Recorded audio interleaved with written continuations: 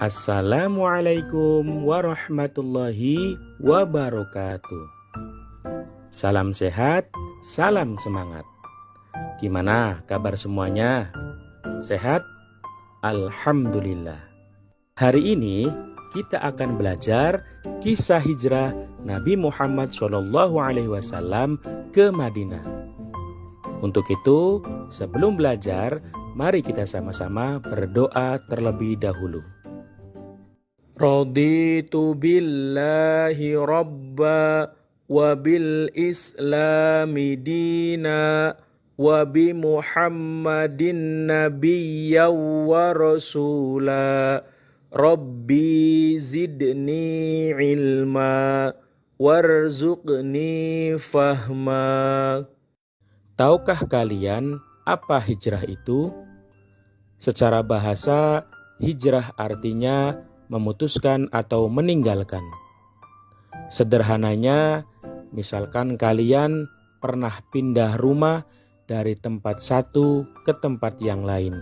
Itu juga termasuk ke dalam hijrah. Sedangkan dalam Kamus Besar Bahasa Indonesia, hijrah artinya perpindahan Nabi Muhammad SAW bersama sebagian pengikutnya dari Mekah ke Madinah untuk menyelamatkan diri dari tekanan kaum kafir Quraisy Mekah. Madinah adalah nama sebuah kota yang sebelumnya bernama Yatsrib. Yatsrib terletak di sebelah utara kota Mekah dengan jarak kurang lebih 450,4 km. Pernahkah kalian pindah sekolah atau punya teman yang pindah sekolah? Pindahnya kalian atau teman kalian dari satu sekolah ke sekolah yang lain pasti memiliki penyebabnya. Demikian juga Nabi Muhammad SAW ketika memutuskan hijrah ke Madinah diawali beberapa peristiwa yang menjadi sebab pendorongnya. Antara lain, yang pertama, dakwah Rasulullah SAW di Mekah kurang berkembang karena adanya penolakan orang kafir Quraisy. Yang kedua, peristiwa Baiat Aqobah serta permintaan penduduk Madinah agar Nabi Muhammad SAW tinggal bersama mereka dan akan membantu untuk berdakwah. Yang ketiga, perintah Allah Subhanahu wa Ta'ala untuk berhijrah sudah turun kepada Nabi Muhammad SAW. Kisah perjalanan hijrah Nabi Muhammad SAW ke Madinah. Kisah perjalanan hijrah diawali Ali bin Abi Thalib menempati tempat tidur Nabi Muhammad. Kaum musyrik Quraisy sangat terpukul dengan keberhasilan dakwahnya Nabi Muhammad. Karena itu, sebelum semakin membesarnya agama baru, mereka memutuskan untuk mencelakai Nabi Muhammad. Allah Subhanahu wa Ta'ala menyampaikan rencana kaum musyrik Quraisy kepada Nabi Muhammad, maka beliau memerintahkan Ali bin Abi Thalib untuk tidur di pembaringan beliau sambil memakai selimut berwarna hijau buatan Hadramaut yang biasa beliau pakai. Nabi Muhammad SAW berhasil keluar rumah, meletakkan segenggam tanah di kepala masing-masing para pemuda Quraisy sambil membaca firman Allah Quran Surat Yasin ayat 9. Yang artinya, dan kami jadikan di hadapan mereka sekat dinding dan di belakang mereka juga sekat. Dan kami tutup mata mereka sehingga mereka tidak dapat melihat. Keesokan harinya, mereka sungguh terperanjat karena hanya baru mengetahui bahwa yang mereka duga Nabi Muhammad adalah Ali bin Abi Thalib. Nabi Muhammad SAW ke rumah Abu Bakar. Pada suatu siang menjelang hijrah Nabi Muhammad, beliau berkunjung ke rumah Abu Bakar. Nabi Muhammad SAW menyampaikan pada Abu Bakar bahwa beliau telah mendapat izin untuk berhijrah.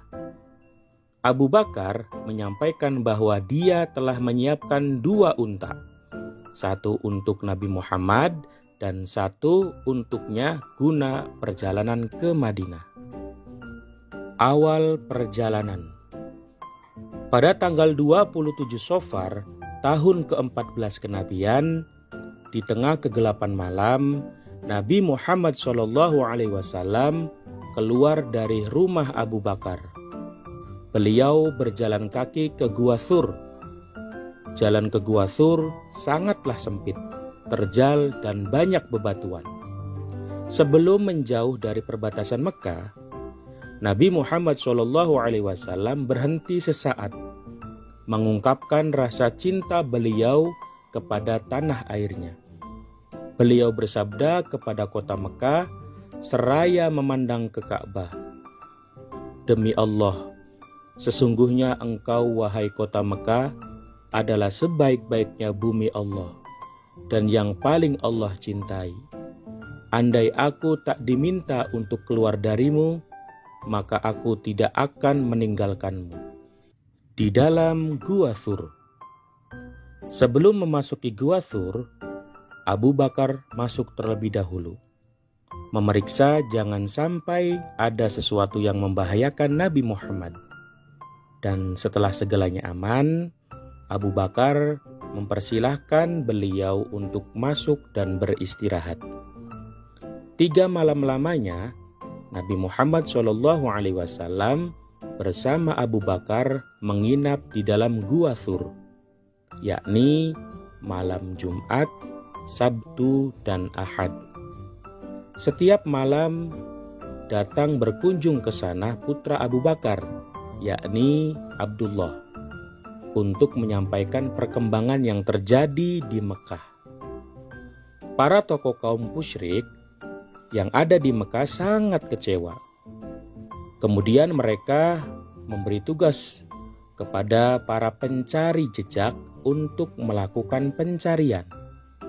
Mereka dijanjikan hadiah yang sangat besar, yakni 100 ekor unta, bagi siapa saja yang berhasil menemukan Nabi Muhammad SAW dan Abu Bakar. Pemuda-pemuda Quraisy mondar-mandir mencari ke seluruh arah. Saat mereka sampai di dekat Gua Thur, mereka berjumpa dengan seorang gembala. Dan mereka berkata, mungkin saja mereka ada di dalam gua. Waktu mendengar jawaban gembala itu, Abu Bakar berkeringat. Ia khawatir mereka akan menyerang ke dalam gua. Kemudian orang Quraisy naik ke gua itu, tetapi selanjutnya ada juga yang turun. "Kenapa kau tidak menjenguk ke dalam gua?" tanya teman-temannya. "Ada sarang laba-laba di tempat itu, dan saya lihat juga ada 2 ekor burung dara hutan di dalam lubang gua itu. Jadi saya mengetahui tak ada orang di dalamnya." Nabi Muhammad SAW semakin bersungguh-sungguh dalam doanya, dan Abu Bakar semakin ketakutan. Ia mendekat ke arah Nabi Muhammad SAW dan beliau berbisik di telinganya, "La tahzan, innallaha ma'ana." Jangan bersedih hati, sesungguhnya Allah bersama kita. Perjalanan ke Madinah. Setelah berlalu hari ketiga, tepatnya pada hari Senin, tanggal 1 Rabiul Awal, tahun pertama Hijrah, Nabi Muhammad SAW bersama Abu Bakar dijemput oleh Abdullah bin Uraikid guna mengantarkan mereka menuju Madinah, sambil membawa kedua unta yang dititipkan sebelumnya oleh Abu Bakar. Dengan petunjuk dan perlindungan Allah, mereka berangkat menuju Madinah melewati pantai Laut Merah, mengambil rute yang berbeda dengan yang biasa ditempuh oleh kafilah-kafilah yang menuju ke Madinah. Yasrib menjadi Madinah. Pada tanggal 8 Rabiul Awal, rombongan tiba di Kuba. Nabi Muhammad SAW dan Abu Bakar disambut dengan sangat hangat. Apalagi setiap hari setelah sholat subuh sampai zuhur, mereka menantikan kedatangan Nabi Muhammad. Penduduk Madinah yang mendengar tibanya Nabi Muhammad di Kuba juga berdatangan menyambut beliau. Nabi Muhammad SAW di Kuba tinggal selama 4 hari. Hari Senin, Selasa, Rabu, dan Kamis.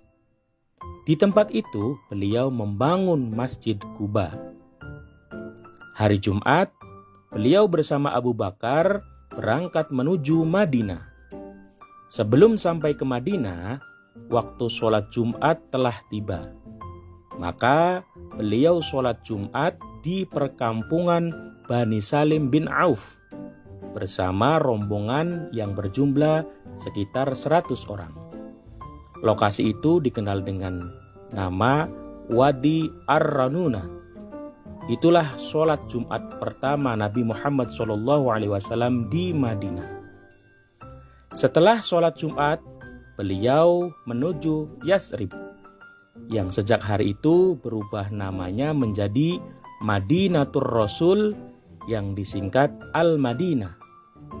Sahabat Nabi Muhammad SAW, Al-Bara bin Azib, yang menyaksikan peristiwa ini berkata, "Aku tidak pernah melihat penduduk Madinah sangat gembira seperti mereka menyambut Rasulullah SAW."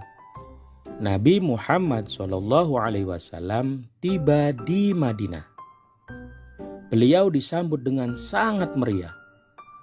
Masyarakat Madinah mengeluh-elukan beliau dengan syair-syair pujian yang mengharukan.